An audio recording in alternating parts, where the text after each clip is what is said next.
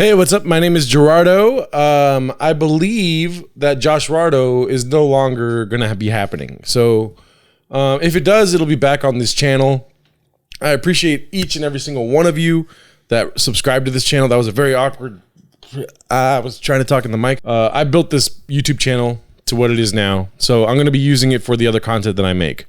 Feel free to unsubscribe if you want. I'm still going to be talking about beef, stuff that I don't like personally, whatever, all right? I might be doing other podcasts, other things.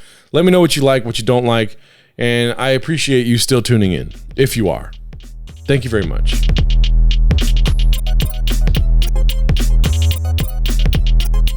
This is an article called A Love Letter to Claremont by Steve Harrison. Hey, Steve, stop writing love letters, dude, especially to cities. $20 says that Steve is fucking single. Here we go. Oh no, the first thing he says is we. So he's either single, divorced, or schizophrenic. We've called Claremont home for 35 years, but even still, sometimes we feel like carpetbaggers.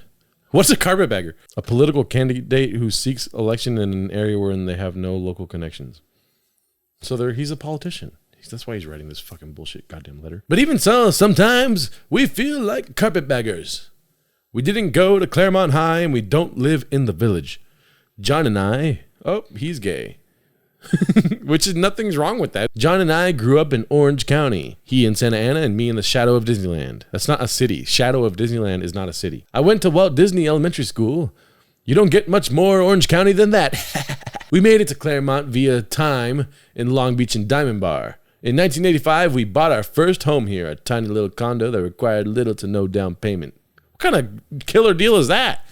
Little to no down payment? What is it? Is it a little or no down payment? That's a big difference, dude. It required little to no down payment, and they owned it? Fuck these fools. Compared with Diamond Bar, where there was no there. Claremont had... What does that mean? Diamond Bar where there was no there. Claremont had it all. There were bookstores, restaurants, bakeries, galleries. There was interesting people on the streets. In those days, during the winter months, the fog would roll in and remind us of England. Are they English? So they grew up in Orange County, in Santa Ana and the shadow of Disneyland, which means he was either homeless or doesn't know fucking Anaheim. Went to Walt Disney Elementary School, which, is that real either? Like, is that a real fucking school? Walt Disney Elementary. Yeah, it's real. Okay. And then they're saying that it reminds them of England. These fools have traveled the world. I mean, that means a lot about Claremont if they're writing a love letter to Claremont and not fucking Warwickshire. Drainage from the mountains, snow melts would run through the village streets. There was a definite mood about the place. First street bar and grill inhabited the space where Tutti Mangia is now. It was cutting edge for the day. California Nouvelle Cuisine Nouvelle. A little of LA's west side on the county's far eastern border, and one of the reasons we decided to move here. I've always had a bit of a real estate wanderlust. I spent way too much time and energy he got drunk halfway through the letter.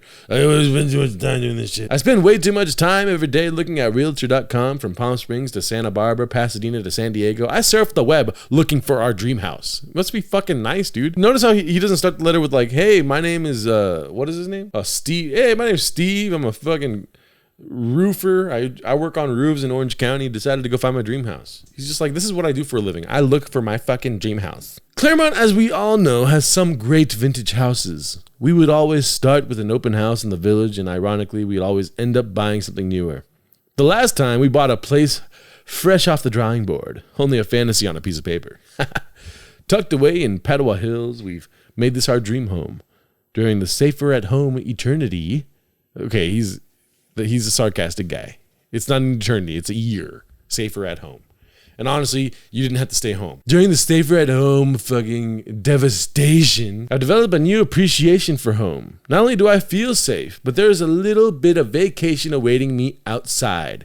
Views of California grandeur, majestic oaks, rugged peaks, wispy clouds hugging and bisecting mountains, and that rich pink light of late afternoons highlighting the San Gabriels. Visitors always remark on the quiet. So is that his thoughts, or visitors always remark that on the quiet? On the quiet. A short drive away is a quaint hamlet. A guy that almost got killed by his father. Or that killed his father, sorry. A short drive away is a quaint hamlet, historic by California standards. Claremont's heart. Over 35 years, the village never disappoints. There have been changes. It is twice the size now and about to triple. He turns into Donald Trump. It's fucking huge. Restaurants come and go, businesses change, but there is still something magical about the place. A trip to cream or some crust yields a top-notch tasty treat, but frequently adds a visit with a neighbor. That sounds annoying. I know the neighbors in Claremont, and it's a bunch of like Karens in waiting. We are blessed with an abundance of gathering spots. It's like an exclamation point. There's no other exclamation point. When the lockdown walls begin to close in, a quick drive through the tree-lined streets, the streets that retain their look from a centuries past, help reassure.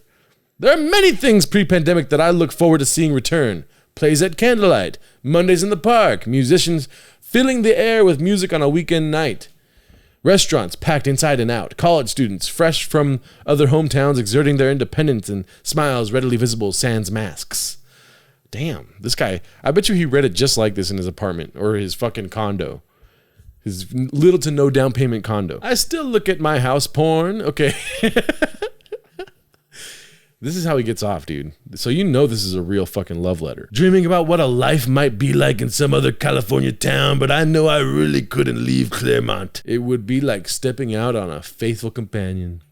The fantasy is one thing, the reality, quite another. That was a beautiful love letter. That was a beautiful love letter to fucking Claremont. God fucking damn it, dude. Give it up for Steve Harrison. Give it up. I mean, why do you post that? Like, if this is in the Claremont Courier, which I believe is their fucking, I don't know. I live in Claremont. I don't know what I'm sure that's like their news bulletin or something, like their Daily Bugle, the Daily Claremont. They probably just read this and were like, damn, this guy really loves Claremont, you know? They fucking threw that shit in. Letter to Claremont, a love letter. It's my heart's beating because I just read something beautiful. So if you just excuse me, I'm gonna go fucking beat my heart more.